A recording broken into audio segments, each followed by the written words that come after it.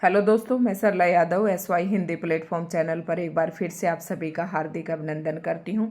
और मैं आज से कोशिश करूंगी आप सभी को कंटिन्यू क्लासेस दूं। बीच में 4-5 दिन मैं काफ़ी अपसेट रही, टाइम का भी अभाव था, बच्चों की भी तबीयत थोड़ी ख़राब थी और नवरात्रि भी चल रहे थे, तो कई सारे काम थे जिनकी वजह से मैं थोड़ा सा बीच में कंटिन्यूसली दो वीडियोज़ आपको टाइमली नहीं दे पाई थी। लेकिन अब आपको कोशिश करूँगी कि वीडियोज़ मैं ज़्यादा से ज़्यादा प्रोवाइड करवाऊँ। तो आज की इस वीडियो लेक्चर में हम पढ़ेंगे मानस का हंस, और ये रचना की दृष्टि से एक उपन्यास है। और आप सभी को पता है कि HPSC असिस्टेंट प्रोफेसर की तैयारी हम अपने चैनल पर कर रहे हैं। उसी के संदर्भ में आज की क्लास नंबर 36 है या शायद 37। जो भी क्लास होगी एग्जैक्ट वो आपको थंबनेल पर देखने को मिल जाएगी। उसके बाद बता दूं कि आज की जो वीडियो असिस्टेंट प्रोफेसर के लिए जितनी महत्वपूर्ण है उतनी ही महत्वपूर्ण UGC नेट वालों के लिए है, क्योंकि UGC नेट का सिलेबस और असिस्टेंट प्रोफेसर का सिलेबस सेम टू सेम है। ये दोनों बातें मुझे हर एक वीडियो में इसलिए बतानी पड़ती हैं क्योंकि यही टॉपिक सेम UGC नेट वाले बच्चे भी सर्च करेंगे और फिर उनको ये कन्फ्यूज़न रहेगा कि ये वीडियो तो असिस्टेंट प्रोफेसर के लिए है। ठीक है, तो अगर कोई भी कोई भी नया स्टूडेंट आज की वीडियो से या नया जुड़ रहा है, या कोई भी कैंडिडेट जो आज पहली बार चैनल पर आ रहा है और इस वीडियो को देख रहा है, तो अभी तक की जो 35 या 36 वीडियोस हैं वो आपको एक ही जगह पर मिल जाएंगी। HPSC असिस्टेंट प्रोफेसर 2024 के नाम से मैंने एक प्लेलिस्ट बना रखी है, उसके अंतर्गत ये सारी वीडियो संग्रहित हैं। तो बिना समय जाया किए हुए आज की वीडियो की हम शुरुआत करते हैं। और मानस का हंस ये एक उपन्यास है, और आपके सिलेबस जो HPSC ने जो सिलेबस दिया है, जो HPSC द्वारा असिस्टेंट प्रोफेसर का सिलेबस निर्धारित किया गया है, उसकी यूनिट नंबर 6 के अंतर्गत आता है। और यूनिट नंबर 5 जो कि सबसे बड़ी थी, ये हम कंप्लीट कर चुके हैं। शुरुआत करते हैं। मानस का हंस, देखो ये उपन्यास है और ये किसने लिखा? अमृतलाल नागर ने। मानस का हंस उपन्यास इम्पोर्टेंट है, यहाँ से एक प्रश्न पूछा जाता है, क्योंकि यह एक ऐसा उपन्यास है जो तुलसीदास जी के जीवन चरित्र पर आधारित है। पढ़ लेते हैं इसमें क्या कुछ महत्वपूर्ण है। और जो शुरुआत में आपको एक टॉपिक ये स्टैंजा सा आपको दिख रहा है पैराग्राफ टाइप में, तो यहीं से आपके स्क्रीनिंग में ऐसे ही प्रश्न पूछे जाएंगे। तो शुरुआत करते हैं। भक्ति काल के लगभग सभी महत्वपूर्ण कवियों के जीवन के विषय में, क्योंकि बहुत ज़्यादा यहाँ पर मैं इसलिए नहीं बताती कि UGC नेट क्वालिफाई करके कैंडिडेट असिस्टेंट प्रोफेसर के लिए एलिजिबल होते हैं और ऑलरेडी उनका नेट क्वालिफाई है, तो ये सब उन्होंने पढ़ रखा होगा। तो भक्ति काल के लगभग सभी महत्वपूर्ण कवियों के जीवन के विषय में प्रामाणिक जानकारी का अभाव है। जैसे कि TGT PGT एस्टेट के लिए अभी हम अपने चैनल पर भक्ति काल ही पढ़ा रहे हैं, और जब भक्ति काल के कवियों के बारे में जब हम दृष्टिकोण डालते हैं तो पता चलता है कि कुछ जानकारियों का हमारे पास अभाव है। ऐसे में इस उपन्यास के लेखक ने उपलब्ध जानकारियों तथा कदाचित अपनी कल्पना का मिश्रण कर तुलसी के जीवन का चित्रण किया है। मतलब इन्होंने क्या किया है, इस उपन्यास के लेखक ने क्या किया कि हमारे पास तुलसीदास जी के बारे में जिन जानकारियों का अभाव था वो सारी जानकारियाँ यहाँ पर उन्होंने हमें दी, और उसमें अपनी कल्पना का मिश्रण भी किया, और कल्पना का मिश्रण करके तुलसी के जीवन का चरित्र चित्रण किया। तो ये TGT PGT एस्टेट में भी ये प्रश्न पूछा जाता है, UGC नेट में भी पूछा जाता है। ये प्रकाशित कब हुआ? सन 1972 में प्रकाशित इस उपन्यास में लेखक ने राम बोला से तुलसी तक की यात्रा को जिस तरह प्रस्तुत किया है, उससे तत्कालीन समाज एवं संस्कृति तथा उनके बीच एक महाकवि का जीवन तमाम द्वंद्वों एवं अंतर्विरोधों के बीच उभर कर सामने आता है। क्या कहा है इसमें कि 1972 में ये उपन्यास प्रकाशित हुआ, और इस उपन्यास में मैंने कहा कि तुलसीदास जी के जीवन चरित्र के बारे में हमें पढ़ने को मिलता है। तो आपको पता है कि जब तुलसीदास जी पैदा हुए थे तो ये इनके मुंह से राम राम निकलता था, राम राम बोलते थे, और इनके शुरू जन्म से ही 32 दांत भी थे। ठीक है, 32 दांत थे, राम राम बोलते थे, तो शुरू में इनका नाम रखा गया राम बोला। और किस प्रकार से ये राम बोला नाम से तुलसीदास बने, यहाँ से लेकर यहाँ तक की यात्रा जो है, ये सारा इस उपन्यास के अंतर्गत बताया गया है। तो रामबोला से तुलसी तक की यात्रा को जिस तरह प्रस्तुत किया है, तो इस यात्रा के दौरान जो हमारा तत्कालीन समाज एवं संस्कृति तथा उनके बीच एक महाकवि का जीवन, तमाम द्वंद्वों, कह रहा कि जो हमारे समाज और संस्कृति है उसी के बीच में एक महाकवि या एक कवि उसको किस प्रकार के द्वंद्व, किस प्रकार के विरोध जो है उसके मन में, यानी कि तुलसीदास जी के मन में किस प्रकार के द्वंद्व, कुछ अंतर्विरोध उसके मन में उभर कर सामने आते हैं। उपन्यासकार ने तुलसी की महत्वपूर्ण रचनाओं की रचना प्रक्रिया को भी इस उपन्यास के माध्यम से समझने का प्रयास किया है। मतलब उपन्यासकार ने यह भी बताया है कि तुलसी की महत्वपूर्ण रचनाओं की प्रक्रिया क्या थी, किस प्रकार से वो अपनी रचनाओं को लिखते थे, तो ये भी इस उपन्यास के माध्यम से समझने का और समझाने का प्रयास किया है। तो आप समझ गए होंगे कि पूरा उपन्यास तुलसीदास जी पर आधारित है। अब देखते हैं इसमें कुछ प्रमुख पात्र हैं और कुछ गौण पात्र हैं। तो प्रमुख पात्रों में एक तो तुलसीदास ही है, और ये पात्र भी पूछा जाता है कि तुलसीदास कौन से उपन्यास का पात्र है। तो ये अमृतलाल नागर द्वारा रचित रामचरित मानस का हंस नामक उपन्यास का पात्र है। ये केंद्रीय पात्र है। और तुलसीदास जी के जो बचपन का नाम है वो रामबोला। तो जहाँ पर भी इस उपन्यास में रामबोला नाम आएगा वहाँ पर भी आपको तुलसीदास ही समझना है। हुलसी कौन थी? तुलसी को जन्म देने वाली उनकी माँ थी। पार्वती कौन थी? तुलसी का लालन पालन करने वाली महिला। और मतलब हुलसी उनकी जननी माँ थी, पार्वती उनका पालन करने वाली महिला थी। नरहरि बाबा, ये इम्पोर्टेंट प्रश्न है, ये पूछा जाता है कि तुलसी के गुरु का नाम बताइए।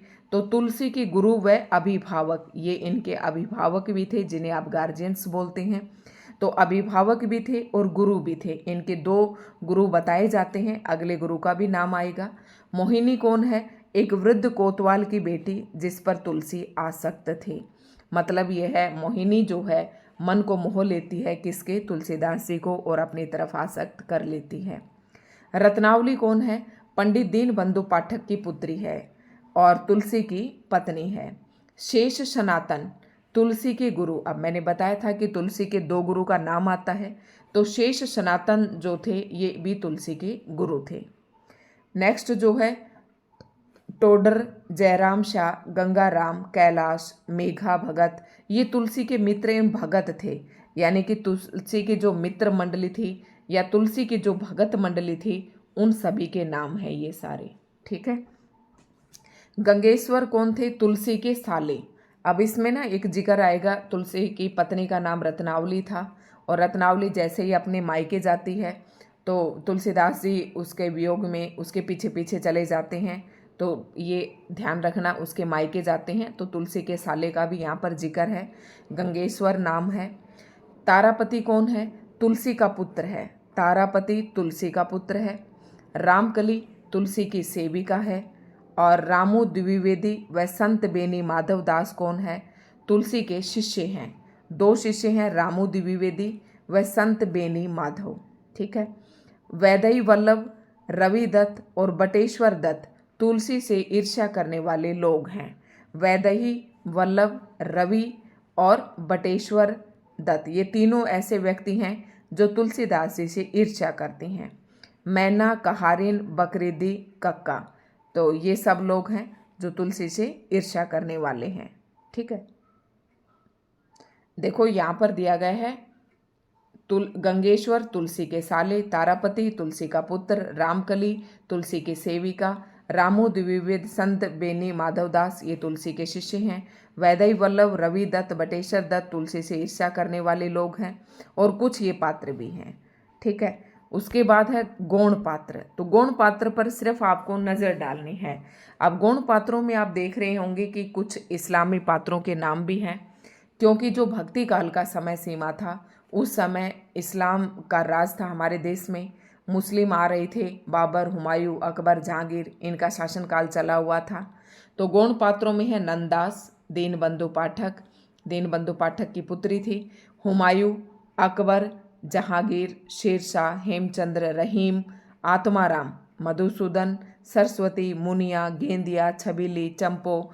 तो ये ना एक बार आप सारे गंगेश्वर की पत्नी, गंगेश्वर इसका तुलसी का साला था, तो उसकी पत्नी का नाम क्या था? गंगेश्वर की पत्नी। ये भी एक पात्र आएगा। मोहिनी, जिसके ऊपर तुलसीदास आसक्त थे, उसकी अम्मा भी आएगी यहाँ पर। रामू की सास आई, गुरु पत्नी, श्यामू की बुआ। ठीक है, तो ये सारे कुछ ऐसे ही पात्र हैं, इन्हें आप सब पढ़ लेना। अब इसकी कथासार की शुरुआत करते हैं हम। उपन्यास में क्या कुछ है। मानस का हंस उपन्यास की कथा कुल 31 अंकों में विभाजित है। अब जब आज पीएससी का आप पेपर देंगे, स्क्रीनिंग पेपर, तो आप देख लेना, ये एचपीएससी का फेवरेट क्वेश्चन मिलेगा कि कौन सी रचना कितने खंडों में विभाजित है। ऐसे ही प्रश्न आपसे पूछे जाएंगे। तो मानस का हंस जो उपन्यास की कथा है वो 31 अंकों में विभाजित है, क्योंकि अभी एचपीएससी पीजीटी का जब पेपर हुआ था पिछले साल, तो उसमें भी 2-3 प्रश्न इसी प्रकार के थे। कथा का आरंभ मुगलों द्वारा की जा रही लूटपाट से होता है। आपको मैंने बताया कि भक्ति काल का जो समय सीमा है, उस समय हमारे भारत में मुगलों का साम्राज्य था। तो मुगल काफ़ी लूटपाट मचा रहे थे, मंदिरों को तोड़ फोड़ रहे थे, मूर्तियों को तोड़ रहे थे, लूट कर ले जा रहे थे। जहाँ फिर ऐसा ही कुछ माहौल था जहाँ बांदा जिले के विक्रमपुर गांव में तुलसी का जन्म 1589 विक्रम संवत यानी कि 1532 में होता है। अब कई लोगों में मतभेद हैं, लेकिन ये सर्वमान्य रूप से माना जाता है कि तुलसीदास जी का जो जन्म है वो बांदा जिले के विक्रमपुर गांव में तुलसीदास जी का जन्म हुआ। कब हुआ? 1532 में। विक्रम संवत की बात करें तो 1589 में। अब मैंने आपको बताया था इसमें से 57 आप माइनस कर दें तो सन में निकल कर आपके पास आ जाएगा। ये मैंने कल भी बताया था। तो सन की बात करें तो 1532 में इनका जन्म हुआ। तुलसीदास जी के जन्म से ही 32 दांत थे और जन्म लेते ही मुख से राम राम बोलने लगे थे, इसलिए इनका नाम राम बोला रखा गया। इनके पिता का नाम आत्माराम दुबे थे, याद रखना है। माता का नाम हुलसी था, और जो इनके पिता आत्माराम दुबे थे ये एक प्रसिद्ध ज्योतिषी थे। इनको जन्म देते ही संसार को छोड़ गई थी। देखो, दो हमने नाम पढ़े थे, एक तो हुलसी जो इनकी जननी माँ थी, दूसरा हमने पात्र पढ़ा था पार्वती जो इन्होंने इनका पालन पोषण किया था, क्योंकि हुलसी जो इनकी माँ थी वो इनको जन्म देते ही संसार को छोड़कर चली गई थी, जिस कारण इनके पिता ने अशुभ मानकर इनको अपनी दासी मुनिया की सास को दे दिया था। ध्यान से देना, मुनिया की सास जिक्र आया था गौण पात्रों में।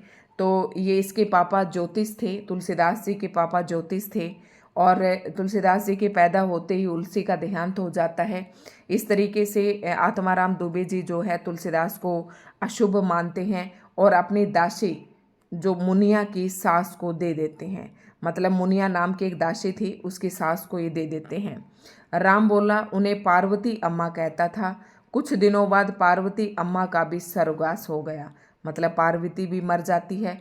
फिर ये भटकते भटकते शुकर क्षेत्र गोंडा पहुंच गए। वहाँ इन्हें साधु नर हरिदास मिले। इनके गुरु का नाम भी हमने पढ़ा था, नर हरिदास। ये इनके अभिभावक भी थे, क्योंकि तुलसीदास जी के जो पिता थे आत्माराम दुबे ने इनका त्याग कर दिया था, और उसके बाद इनकी माता हुलसी का देहांत हो गया था, और जो पार्वती इनका पालन पोषण करती थी उनकी भी मृत्यु हो गई थी। अब ये भटकते भटकते घर से निकल लेते हैं। उन्होंने इनका संस्कार करवाया। किसने? नरहरिदास ने। जो ही इन्होंने श्री राम की मूर्ति के आगे प्रणाम करने के लिए सिर झुकाया, त्यों ही एक तुलसी का पत्ता इनके सिर पर आ गिरा। तभी नरहरिदास ने इनका नाम तुलसीदास रख दिया। तो ध्यान से याद रखना, नरहरिदास से मिलते हैं और जैसे ही श्री राम की मूर्ति के आगे प्रणाम करते हैं तुलसीदास, तो राम बोला और एक तुलसी का पत्ता उनके ऊपर गिर जाता है, तभी से इनका नाम क्या पड़ा? तुलसीदास पड़ा। तभी नरहरिदास ने इनका नाम तुलसीदास रख दिया। फिर तुलसीदास कहाँ चले जाते हैं? काशी चले जाते हैं। वहाँ उनसे एक दूसरे गुरु से मुलाकात होती है और उस शेष सनातन नामक विद्वान से शिक्षा प्राप्त की। यानी कि नरहरिदास से थोड़ा सा वो समय वहाँ पर बिताने के बाद काशी चले जाते हैं, और काशी जाने के बाद शेष सनातन नाम के एक विद्वान से ये शिक्षा प्राप्त करते हैं।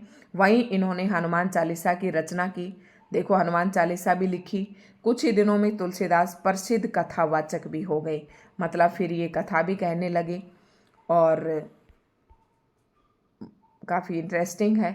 तुलसीदास वापस अपने गांव विक्रमपुर जाकर कथा करने लगे। तो जन्म तो इनका विक्रमपुर बांदा जिले में ही हुआ था। एक बार तुलसीदास की लोकप्रियता को जानकर पंडित दीनबंधु पाठक नामक विद्वान ने तुलसीदास को अपने गांव में कथा कहने के लिए बुलाया। तुलसीदास उन्हीं के घर पर रुके थे जहां इन्हें उनकी पुत्री रत्नावली से प्रेम हो जाता है। तो रत्नावली किसकी थी? दीनबंधु की पुत्री थी और दीनबंधु ने इनको कथा करने के लिए बुलाया था और वहीं पर तुलसीदास जी उनके घर रुकते हैं और रत्नावली से इनको प्रेम हो जाता है। बाद में उन्हीं से इनका विवाह होता है। तुलसीदास विवाह के बाद पुनः बनारस आ जाते हैं। एक दिन बारिश में भीगकर तुलसी सांप के सहारे पत्नी से मिलने ससुराल की छत पर पहुंच जाते हैं। ये थोड़ा सा यहाँ पर शॉर्ट में दिया गया है। तो मैंने आपको बताया था कि जैसे शादी के बाद तो अपने मायके तो जाते ही हैं, ऐसे ही इनकी पत्नी भी अपने मायके गई रत्नावली और ये उनके पीछे पीछे चले जाते हैं। अब रत्नावली के महल में चढ़ने के लिए कोई सहारा नहीं था। इनको एक सांप दिखाई दिया और इसको सांप को इन्होंने रस्सी समझकर उसकी रत्नावली जहाँ पर थी उसी छत पर ये पहुँच जाते हैं, जहाँ इनकी पत्नी इन्हें दुत्कारती है, फटकारती है, पर इनके मन में वैराग्य आ जाता है। वैराग्य देखो यहाँ पर इसलिए आ जाता है कि जिसके प्रति तुम इतना आसक्त थे, यहाँ तक आए, इतना दुख कष्ट उठाया और फिर इन्होंने इस प्रकार से दुत्कार दिया। तभी से वैराग्य मतलब इन सांसारिक मोहमाया के प्रति जो एक अलग ही भावना उनके मन में आ गई थी और ये सब कुछ छोड़कर चित्रकूट चले जाते हैं। वहाँ इन्हें पता चलता है कि इनका पुत्र जिसका नाम तारापति था उसकी मृत्यु हो गई। चित्रकूट पहुँचने के बाद इनको पता चलता है कि इनका पुत्र तारापति की मृत्यु हो गई है, फिर भी ये घर वापस नहीं आते हैं। सीता माँ की प्रेरणा से तुलसीदास अयोध्या में जाते हैं, जहाँ वो रामचरितमानस की रचना शुरू करते हैं। देखो ये बात तो मुझे आज इसी में पता चला है कि तुलसी माँ की प्रेरणा से तुलसीदास अयोध्या जाते हैं, जहाँ वो रामचरितमानस की रचना शुरू करते हैं। लेकिन वहाँ भी बढ़ती लोकप्रियता के द्वेष के कारण इन्हें पुनः बनारस आना पड़ता है। मतलब ये काफ़ी लोकप्रिय होने लगते हैं। तो आपको पता है कि जो आदमी लोकप्रियता प्राप्त करने लगता है तो उससे जलने वाले, चिढ़ने वाले, ईर्ष्या करने वाले चारों तरफ हो जाते हैं। तो उस द्वेष के कारण ये पुनः वापस बनारस आ जाते हैं, जहाँ इनके मित्र गंगाराम ओटोडरमल इनके रहने की स्थायी व्यवस्था करवा देते हैं। काशी में अनेक विरोधों के बावजूद इन्होंने 2 वर्ष 7 महीना और 26 दिन में रामचरितमानस पूरा किया। तो ये भी पूछा जा सकता है कि तुलसीदास जी ने रामचरितमानस कितने दिन में पूरा किया। तो ये याद रखना है, 2 साल 7 महीने, 2 साल 11 दिन मत कर देना, संविधान ने दिन में लिखा गया था, ठीक है। ये तुलसी रामचरितमानस लिखा गया था 2 वर्ष 7 महीने 26 दिन में। तभी उनके मित्र रहीम उनसे राजाश्रय ग्रहण करने की बात करते हैं कि वो इनके मित्र रहीम इनसे प्रार्थना करते हैं कि तुम अब राज्य का आश्रय ग्रहण करें, आप राज दरबार में आ जाएं। लेकिन तुलसीदास इसे अस्वीकार करते हैं। तभी काशी में भयानक महामारी फैलती है, जिससे तुलसीदास लोगों को बचाने का प्रयास करते हैं। इसी समय वो कवितावली की रचना करते हैं, जिसमें कलिकाल का वर्णन करते हैं। इम्पोर्टेंट है ये कि तुलसीदास जी की ऐसी कौन सी रचना है जिसमें कलिकाल का वर्णन मिलता है, तो वह है कवितावली। अपने बाहु रोग की पीड़ा को दूर करने के लिए वो हनुमान बाहु की रचना करते हैं। मतलब काशी में भयानक बीमारी फैली हुई थी, तो उसी समय ये कवितावली की रचना करते हैं और इसमें कलिकाल का वर्णन करते हैं और बाहु रोग की पीड़ा को दूर करने के लिए हनुमान बाहु की रचना करते हैं। अंत में वे गंभीर रूप से बीमार हो जाते हैं और अपने शिष्यों राम, बेनी, माधवदास, कैलाश आदि के बीच 1680 विक्रम संवत सन की बात करें तो 1623 ईस्वी को सदा सदा के लिए राम में विलीन हो जाते हैं। तो ये यहीं इतना ही था। उसके बाद कुछ प्रमुख उद्धरण आते हैं और उद्धरण तो मैं ये चाहूँगी कि मैं एक अलग से वीडियो में ही डाल दूँ, ठीक है, क्योंकि काफ़ी सारे उद्धरण हैं। अगर आप देखेंगे तो आपको पता चलेगा। इसके 5-6 पेज हैं, यहाँ तक हैं और भी हैं, यहाँ तक हैं, ठीक है। तो ये इतने सारे पेजेस हैं। तो उद्धरण हम एक अलग वीडियो में डालेंगे सारा, और उद्धरण इसके इंटरेस्टिंग है और तुलसीदास काफ़ी इम्पोर्टेंट भी है और ये पूछे भी जाते हैं, ठीक है। तो एक अलग से वीडियो इसकी बना देंगे। तो आज की वीडियो में दोस्तों इतना ही था। धन्यवाद।